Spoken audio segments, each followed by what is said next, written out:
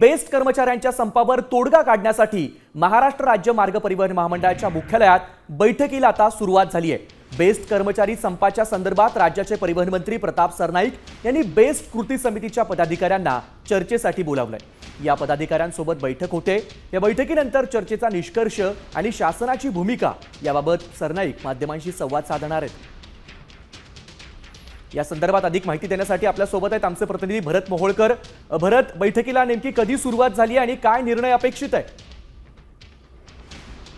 जर पाहिलं तर आज मुंबईतील 12 जे बेस्टच्या कर्मचारी संघटना आहेत त्यांनी आपल्या विविध प्रलंबित मागण्यांसाठी संपाची हाक दिली आणि त्यामुळे त्याचा थेट परिणाम हा सामान्य मुंबईकरांच्या एकंदरीत दैनंदिन जीवनावरती होत असल्याचं आपल्याला पाहायला मिळतंय।